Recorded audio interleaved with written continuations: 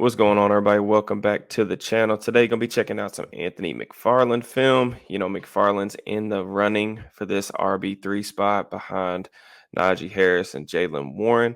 As we head into training camp, gonna be checking out some of these guys looking to crack the roster. So I got a couple games here. Gonna go over the Seahawks preseason game from last year, as well as the Colts game, which was the only other one that he was active for in the regular season. Just before we get started, real quick, please make sure that you like the video. Make sure that you subscribe to the channel for more content. All that stuff really helps me out, and I appreciate it. So let's get started, man. You know, when we got into the preseason last year, McFarland played pretty well in the opener, man. It looked like that he was going to have the potential to secure the backup running back job behind Najee Harris. And I was pretty optimistic, especially after seeing him in training camp. When I went up there to Latrobe, he looked pretty good. And I was really excited about seeing what he was going to put together. And he got off to the preseason with a bang. So here they're running a little bit of a gap scheme, little halfback dive on third and short, going to motion a receiver in. I really like this play from McFarland just because of the decisiveness that he shows in the backfield. You see the right side of the offensive line with the tight ends and the receivers kind of get caved in immediately. Well, like here's this jump cut with McFarland. He heads to the line of scrimmage square, but decisive play after Dan Moore kind of collapses that side of the line of scrimmage. McFarland does a good job making a cornerback miss in the open field, and that turns a first down into an explosive play. We've talked about a lot on this channel about the Steelers needing to create more explosive plays on offense, and McFarland, that speed that he has, especially when you get him out in the open field, that can be a potential weapon for the Steelers to use next season if he can incorporate himself into the offense. Really like this one as well, just from a blitz pickup perspective. It's a good rep in terms of knowing who he needs to come get. So the Seahawks they've got 6 guys near the line of scrimmage. They bring 5 with a little stunt. They're going to do a half slide with the offensive line to the left. McFarland's going to come up to the A gap and pick up this looper. So really good job by him just knowing his assignment and, giving Trubisky enough time to get this pass off. What I will say is, even though I do like it from a mental perspective, I don't love the technique here, and I'll kind of explain a little bit why. You see him stop his feet immediately. He's almost catching this guy instead of blocking him. He's bracing for contact instead of, just attacking this with more physicality. McFarland's only about 5'8", 190 pounds, so he's a smaller back. But, I think that he could be more aggressive in his pass set here. You see him duck his head. That's never a good thing. Usually good pass rushers, guys that you'll see in the regular season, are going to just kind of swim right over the top because, you can't block what you can't see, right? And you see his hand placement. He's basically just kind of catching this guy or tackling this guy. And, the linebacker's pretty much able to just kind of throw him out of the way, even though, that doesn't end up in a sack. The technique kind of leaves a little bit to be desired. So interesting. I bring that up because, when I watched him against the Colts in the regular season, the Steelers didn't really ask him to block. Every time that he was in the game and it was a pass play, they sent him out on a route. So I wonder if that's, if they're trying to use his receiving skill or if they're a little bit nervous with him pass protecting in the backfield. So it's something to watch as we head into, OTAs and training camp. Here they're going to be running, looks like a little bit of a crack toss play. This is really good for McFarland here because the offensive line kind of takes multiple L's, and I think he just makes it work. You see what they're trying to do here is get this tight end to come down and block the end man on the line of scrimmage, and they're going to try to pull Dan Moore Jr. so that he can get out on the perimeter and catch any of these linebackers that are flowing to the perimeter. Now you see immediately the tight end, this is Kevin Rader, kind of loses this block against the end man on the line of scrimmage. The edge is able to kind of get to the force area, and Dan Moore Jr. has to kind of pick him up because he doesn't have a choice. Other than that, it's going to be a huge tackle for loss. So Dan Moore Jr. ends up picking up this guy. Will Rader also fails to get his hat on the inside linebacker. So now we've got him running free. The edge defender is pretty much, he's got this edge sealed. He's got his outside arm free here. McFarland has to cut this back, but he sees the linebacker coming. I really like this move right here. He kind of shuffles his feet and then another cut. And you see some of that elusiveness, that agility that he brings. That's a play that probably should have been stopped in the backfield, and he makes a guy miss and ends up getting a 7-yard gain out of it. So really impressive play. A big part about running back play in general, man, is just it's creating yards that aren't necessarily blocked for you. And I thought that McFarland in limited playing time did that last season. So here is a split zone is what we're running here, I think, with Hayward coming across the formation. Really nice block here by James Daniels, but I appreciate how McFarland sets this up with patience.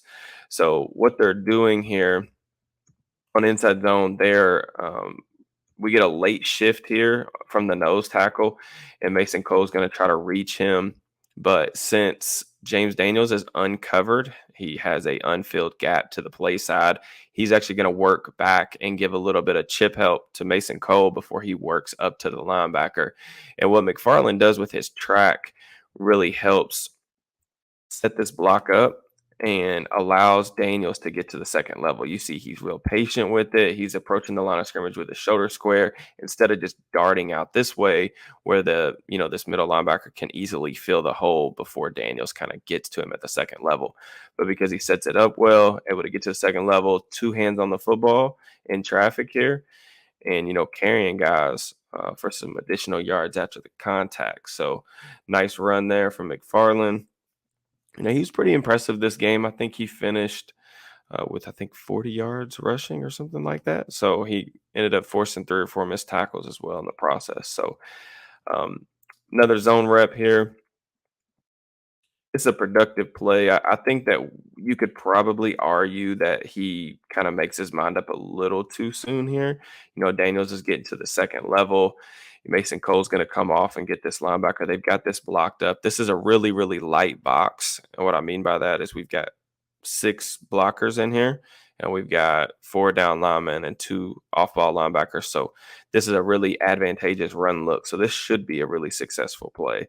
I think if he's a little more patient here, we've got a huge hole to run through, but you see that he kind of makes his mind up a little bit early and kind of runs himself back into traffic. I mean, it's still a good run, and maybe that's just, being really, really picky. But, um, I think he might have had a little bit more if he would have been a little bit more patient. So the Colts game was the only game in the regular season in which McFarland was actually active.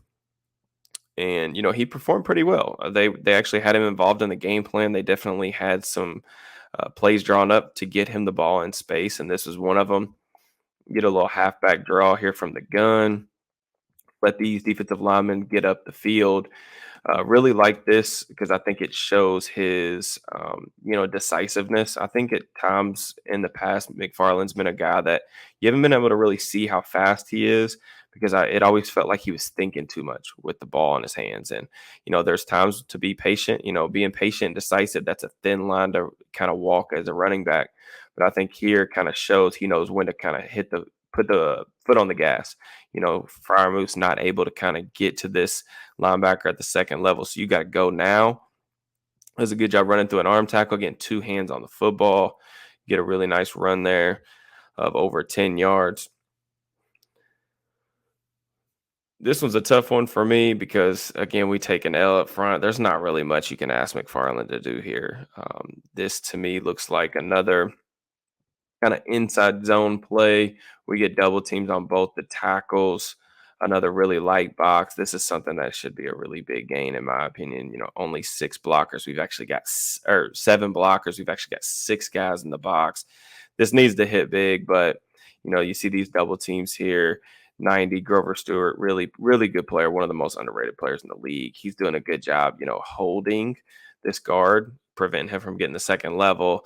And then you see DeForest Buckner just splitting this double team. And he basically has McFarland dead to rights as soon as he gets the ball. So, not really a ton that I can really expect McFarland to do there. You could maybe argue that he kind of should have just hit the gas here, but I think Kenny Moore is going to be able to come down and make this tackle fairly easy as well in the hole. So don't put that one on him at all. Need better blocking, especially when you got a 7-on-6 advantage, man. It's a little bit frustrating to watch for sure. But I thought McFarland, for the most part, throughout the game, took what was there, as well as made some plays on his own. But, he took what was there. He didn't seem like he was pressing at all. He seemed confident in his vision for the first time last year, which was, something that was really impressive to me. Running a little zone read here. I think that this is just another example of knowing when to hit the gap. Obviously, we got an unfilled gap pre-snap. This is probably where this is going to hit. Pretty good block by Kevin Dotson here, and a good job, not being too overzealous to bounce this outside with this free guy right here. Just cut this upfield, man. Two hands on the football, end up getting 4 or 5 yards in the red zone, and stay ahead of the chains. One of the things with McFarland, they have seemed like they wanted to get him involved in the passing game, whether that be in the preseason. We've seen them draw some stuff up in his limited time in the regular season as well. But run a little play action, halfback screen from under center. Nice job selling this. I think that this is another example of him just being patient, allowing Mason Cole to kind of, it's the running back's job here to make Mason Cole right. So if this guy, ends up, crashing hard towards the sideline, he needs to cut it up. If he wants to try to get really aggressive and undercut the block, McFarland can continue to bounce this outside. But I like, getting the shoulders square, being patient, cutting this back up. He's allowing James Daniels to get out there in space. So that's a really nice play call and a good job by McFarland to kind of make the most out of that opportunity. This to me is, America's favorite trivia question. Is it inside zone? Is it duo? To me, this is duo. I just look at the footwork. The Steelers and a lot of NFL teams seem like they're doing this now. They're using draw footwork from the running back to set up duo from gun. And to me, this looks like duo, but if you think it's inside zone, that's fine too. But again, really like, you see a little bit of a stutter step by McFarland. What they're trying to do is getting double teams on both the tackles, working up to the off ball linebackers. This guy right here is really the guy that he's reading. So if he feels this, he can, take another kind of angle of departure. This linebacker ends up, deciding that he's going to come down and try to fill in the A gap. But I like McFarland being patient, kind of stuttering his feet a little bit, letting this play develop, run right behind James Daniels. Another successful run play. I think this is the last clip right here. Another split zone carry. But, McFarland ran through some arm tackles. I was pretty impressed with that. Not a guy, traditionally that I think of, running through guys, making a lot of yards after contact. But he did that a couple times on some of his carries last season, which I was impressed by. 58. And the Colts linebackers in general were doing a good job, calling out some of the Steelers' run plays based on the formations that they were getting in.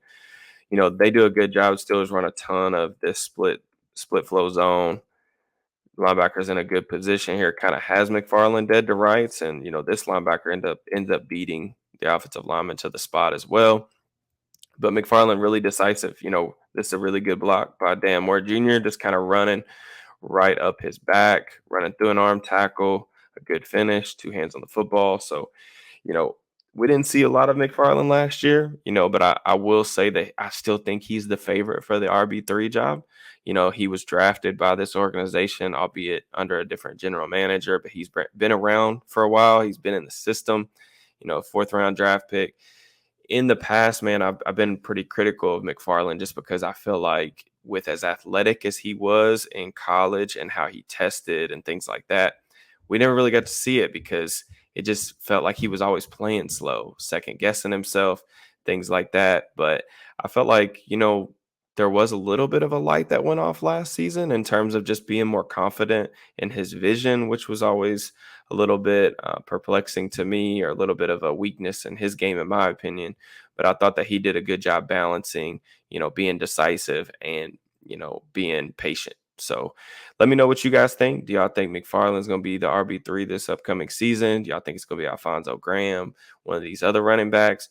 Let me know what y'all think in the comments. Let me know what you think of McFarland, the video, anything like that. Anybody else that you guys want to see me break down, I got some stuff planned, before we get into training camp or preseason, trying to keep the channel fresh, and try to help you guys, pass the time in this little bit of a gap we've got until football season really arrives. So I appreciate you guys checking it out. Just on your way out, please make sure you like the video, subscribe to the channel. Y'all holler at me. I'll holler at y'all next time. Peace and love.